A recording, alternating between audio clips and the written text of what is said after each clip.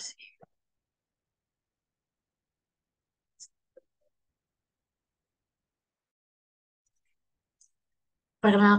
pagi, perkenalkan nama saya Angel Gabriela.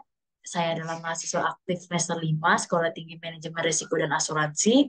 Di sini saya akan membahas tentang asuransi kendaraan bermotor untuk karyawan dan ibu-ibu rumah tangga.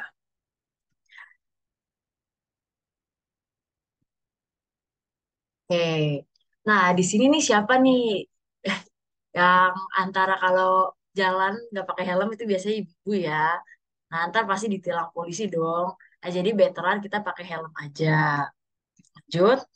Nah, sebelum lebih lanjut tentang asuransi kendaraan bermotor, di sini saya akan menjelaskan tentang pengertian kendaraan bermotor itu sendiri. Kendaraan bermotor adalah kendaraan roda dua atau lebih yang digerakkan oleh motor atau mekanik lain dan memiliki izin untuk digunakan di jalanan umum yang menjadi objek pertanggungan. Nah, kendaraan bermotor itu berarti bisa mobil, motor, truk, mobil pickup, dan lain-lain sebagainya.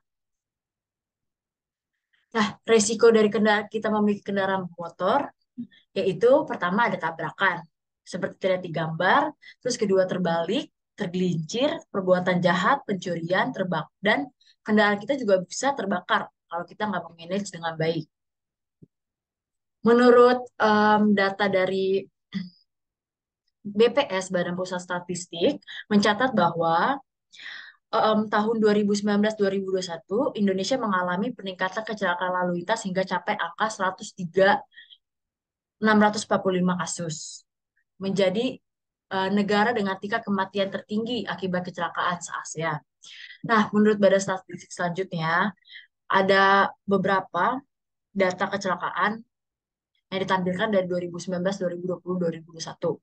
Nah, ibu-ibu bisa lihat ya, ini angkanya mencapai 100.000 lebih. Ah, jadi apa yang sebaiknya dilakukan? Tenang, karena sudah ada asuransi kendaraan yang siap melindungimu dari risiko ketidakpastian.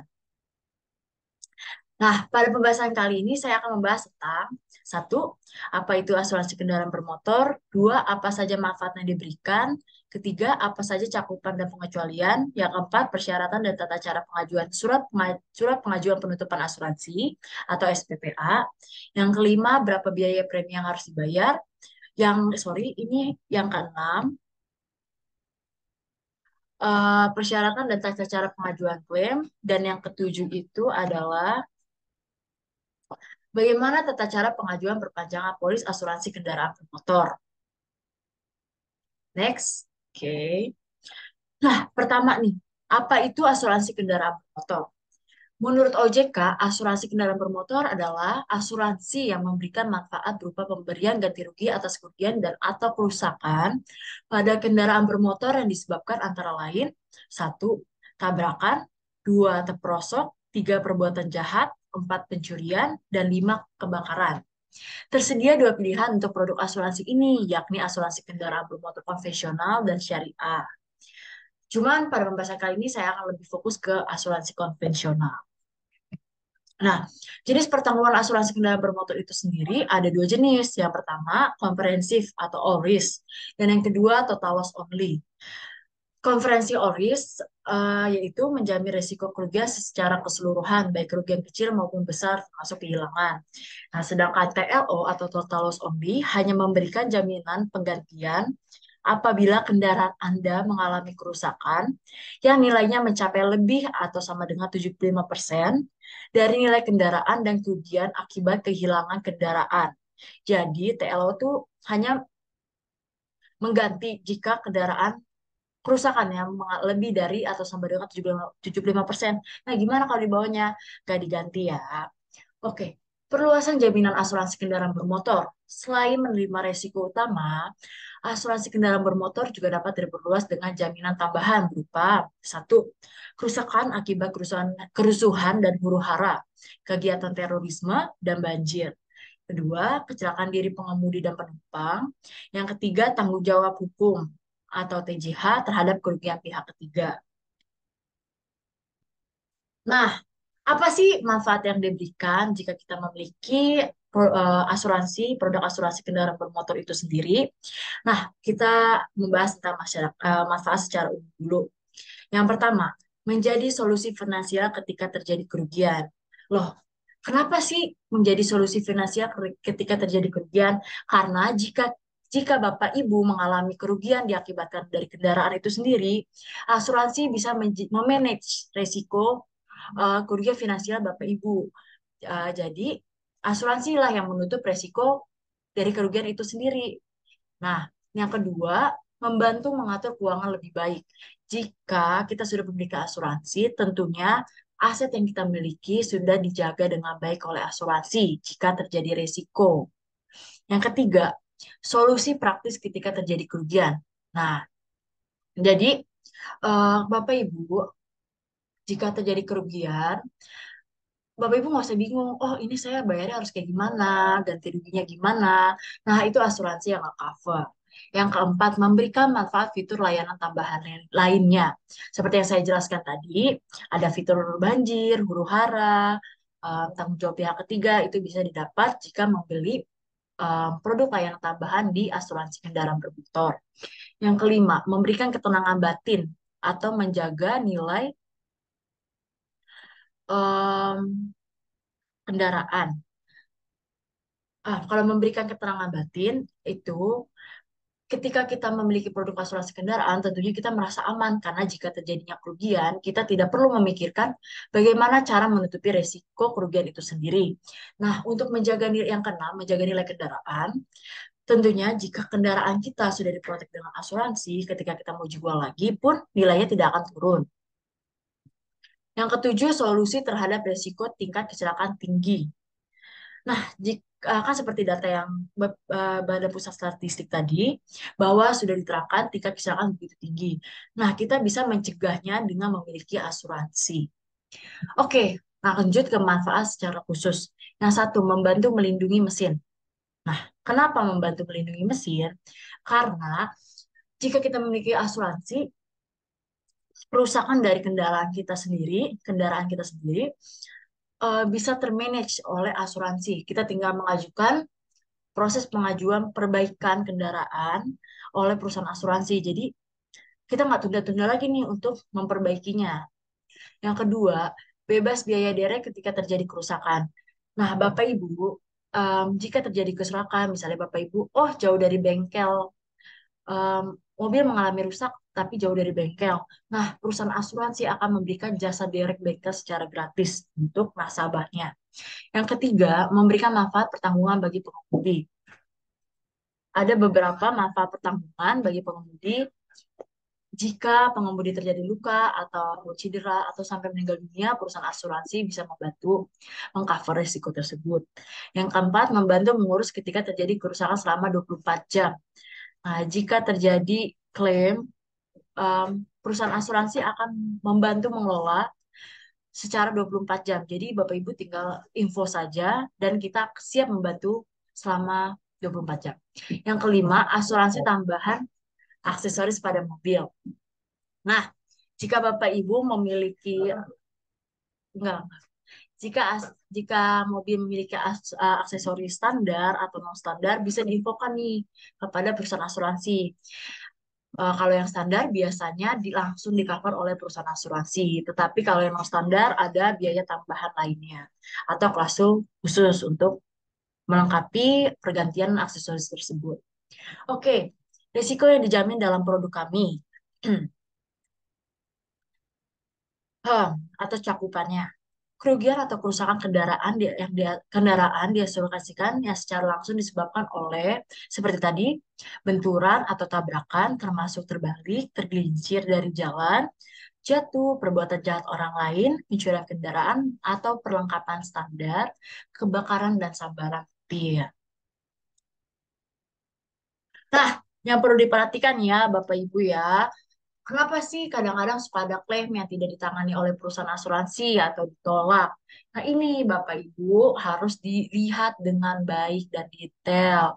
Inilah yang resiko yang tidak dijamin dalam produk asuransi kendaraan bermotor. Pertama, kendaraan yang digunakan untuk menarik atau mendorong kendaraan atau benda lainnya berpartisipasi dalam lomba keterampilan atau kecepatan, pelatihan kecepatan, keterampilan atau hobi kecepatan, memberi pelajaran mengemudi karena pawai kampanye, demonstrasi, dan melakukan kejahatan itu tidak ditanggung perusahaan asuransi. Terus yang kedua, penggelapan, penipuan, hipnotis, dan sejenisnya itu tidak ditanggung perusahaan asuransi.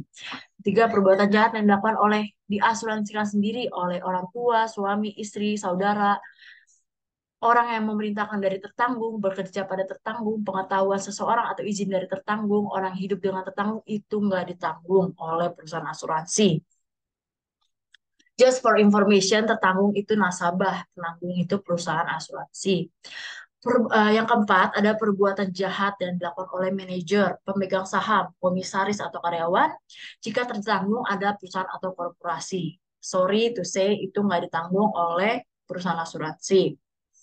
Selanjutnya ada yang kelima, kerugian atau kerusakan barang-barang yang sedang dimuat pada atau ditumpuk, dibongkar dari atau diangkut oleh kendaraan bermotor. Itu nggak ditanggung karena kita hanya menanggung kendaraan. Oke.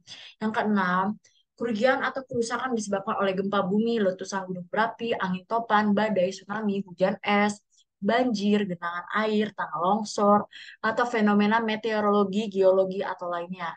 Karena itu ada secara khusus perluasan tambahan sendiri di luar dari produk induk dari asuransi kendaraan bermotor. Jadi kalau misalnya Bapak Ibu membeli produk asuransi kendaraan motor saja, resiko-resiko dari tersebut itu tidak ditanggung. Oke, yang ketujuh, kerusakan atau kerugian yang disebabkan oleh pemogokan karyawan, pencegahan, tawuran, huru-hara, generasi rakyat, pengambilan kekuasaan, revolusi, pemberontakan, kekuasaan militer, invasi, perang saudara, teroris, sabotase, penjarahan, yang sebagaimana dimaksud oleh Asosiasi Asuransi Umum Indonesia itu tidak ditanggung. Yang kedelapan, kerugian atau kerusakan disebabkan oleh reaksi nuklir. Itu nggak ditanggung. Yang kesembilan, kehilangan keuntungan, upah, harga dikurangi atau kerugian keuangan lainnya yang diderita oleh tertanggung. Sebagaimana hasilnya tidak bisa digunakan kendaraan bermotor. Itu artinya em, itu di luar dari kapasitas perusahaan asuransi. Yang ke-10 didorong oleh seseorang yang tidak memiliki SIM. Jadi Bapak Ibu sebelum mengakses produk asuransi kendaraan bermotor, pastikan dulu SIM-nya masih berlaku dengan aktif. Jika tidak, perusahaan asuransi tidak mau menanggung resiko tersebut karena dianggap sudah melanggar hukum. Yang ke-11, masuk atau melewati jalan tertutup atau dilarang. Karena itu sudah jelas sangat disengaja untuk terjadinya resiko kerugian. Makanya perusahaan asuransi tidak mau menanggung. Yang ke-12, pencurian peralatan non standar. Karena yang ditanggung hanya standar saja. Untuk peralatan non standar itu sesuai dengan perjanjian lagi, berbeda. Oke, sekarang apa sih Bapak Ibu syarat pengajuan untuk mendapatkan produk asuransi kendaraan bermotor itu sendiri? Gampang, hanya 7. Yang pertama, fotokopi KTP atau tas. Tentu kita pasti punya ya KTP ya. Terus kedua, fotokopi SIM yang aktif. Yang ketiga, fotokopi STNK mobil. Jika itu mobil atau kendaraan, baik itu motor maupun mobil. Yang keempat, fotokopi sisi depan dan belakang mobil.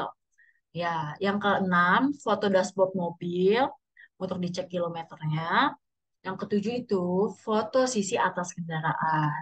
Ya. Oke, selanjutnya tata cara pengajuan surat permohonan penutupan asuransi kendaraan bermotor. Gampang Bapak Ibu, hanya 5 langkah. Yang pertama, bisa mengajukan melalui telepon, email, atau secara langsung ke kantor perusahaan asuransi dengan membawa berkas-berkas yang diperlukan. Berkas-berkas yang di atas tadi ya. Yang kedua, mengisi dokumen formulir surat permohonan penutupan asuransi kendaraan bermotor atau SPPA. Yang ketiga, melengkapi syarat. Nah, biasanya nih kita ada suruh isi syarat-syarat yang ditentukan. Yang keempat, ketika sudah selesai diisi, dipenuhi berkasnya, eh, kita sebagai nasabah menunggu konfirmasi surat penawaran asuransi kendaraan bermotor dari pihak penanggung atau perusahaan asuransi.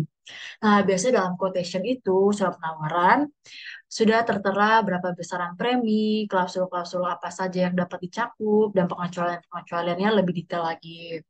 Yang kelima, tinggal kita deh kalau sudah memang disetujui, tinggal kita sebagai nasabah menyetujui dan membayar premi untuk mengaktifkan polis asuransi kendaraan bermotor. Nah, di sini ada sedikit pembahasan tentang besaran premi. Ini untuk um, asuransi kendaraan bermotor, jenisnya motor ya, roda dua, mobil pickup atau mobil truk, bukan untuk mobil atau kendaraan roda empat. Karena dalam asuransi ini, rate preminya itu sama untuk semua pertanggungan. Nah, penentuan besaran premi itu ditentukan oleh satu, umur kendaraan bermotor, dua, tipe atau varian model kendaraan bermotor, ketiga, perluasan jaminan jika ada, yang keempat, kode wilayah plat motor. Nah, kita lihat nih kode wilayahnya. Wilayah satu tuh ada Sumatera dan kepulauan di sekitarnya. Yang kedua itu DKI Jakarta, Jawa Barat, dan Banten. Nah, wilayah ketiga itu selain wilayah satu dan dua. Nah, kita langsung aja ke simulasi besaran preminya. Ini hanya estimasi, setiap perusahaan asuransi punya underwriter sendiri, jadi beda-beda. Oke, misalkan data kendaraan nih, baru beli sebesar, oh ini sorry, sebesar 15 juta. Nah, harga KTP-nya tuh DKI Jakarta. Nah, kalau komprehensif, itu nih kita lihat ya di sini, wilayah 2 DKI Jakarta. Nah, kita lihat nih, oh rata persen rate-nya itu sebesar 3,18% dikali dengan harga kendaraan kita 15 juta. Nah, jadinya besaran premi yang harus kita bayar itu 477.000 saja. Nah, biasanya ada tambahan seperti biaya administrasi sebesar 15.000. Nah, kembali lagi itu hanya sebuah simulasi ya Bapak Ibu. Nah, misalkan data kendaraan kita nih, oh kita udah pakai data kendaraan kita 5 tahun. Nah, harganya itu 15 juta, biaya adminnya 15.000. Maka premi yang harus dibayarkan 2,5% dikali 15 juta ditambah 15.000, 390.000.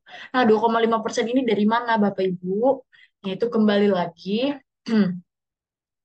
ini TLO ya, total loss only, sorry. Oke.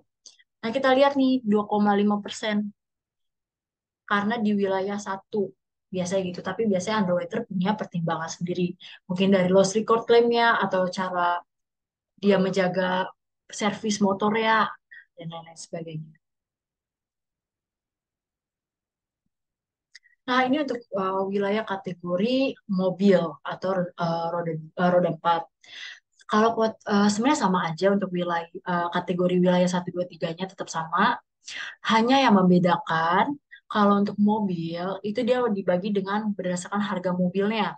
Kalau kategori satu tuh maksimal 125 juta, kategori 2 125 sampai 200 juta, kategori 3 200 sampai 400 juta, dan kategori 4 400 800 juta.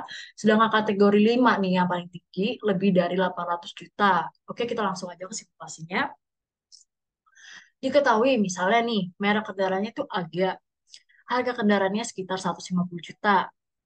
Plat kendaraannya itu B, Jakarta. Kategori, berarti ini termasuk kategori wilayah 2 dan kategori 2 nih. Kan DKI Jakarta, harganya 150 juta, masuk kategori 2. Nah, persentase premi all risk, kita pakai all risk, oke. Ini kita lagi membahas all risk, oke. Ini kita lihat nih 2,47. Nah, di sini 2,47 dikali harga mobil 150 juta. Jadi premi yang harus kita bayar 3.705.000 per tahun, Bapak Ibu. Bisa dicicil, bisa diajukan installment. Nah, sedangkan untuk yang tadi kan risk ya, atau komprehensif, nah sedangkan ini TLO. Nah, diketahui harga kendaraannya sama, 150 juta. Ini hanya membedakan persentase preminya. Nah, kalau untuk TLO sendiri, dia berada di 0,44% dikali 150 juta. Jadi, 660.000 per tahun. Jelas ya Bapak Ibu, TLO lebih murah. Karena untuk tingkat resiko kerugiannya sendiri pun hanya lebih dari atau sama dengan 75%. Oke, proses pengajuan klaim. Pertama, segera hubungi pihak asuransi ya Bapak Ibu. Jadi setelah kita mengalami kecelakaan jangan ditunda-tunda nih, langsung lapor aja. Untuk perusahaan asuransi mendata kerugian yang dialami oleh petanggung atau Bapak Ibu. Terus yang kedua, kumpulkan bukti kerugian seperti SIM, STNK, KTP, kunci kendaraan yang hilang, seperti mungkin kunci cadangan jika ada. Yang ketiga, buat berita acara di polsek terdekat di daerah motor hilang untuk memperkuat bukti kehilangan untuk data perusahaan asuransi.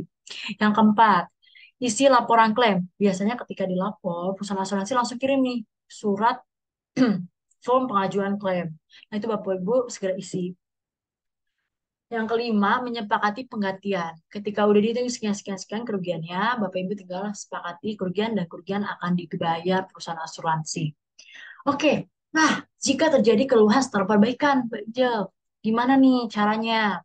Hmm, Bapak Ibu, biasanya perusahaan asuransi itu masing-masing sih ya akan menentukan berapa batas hari setelah perbaikan. Misalnya, oh kok setelah diklaim kendaraan saya setelah perbaikan di bengkel tersebut kendaraan saya masih rusak nih.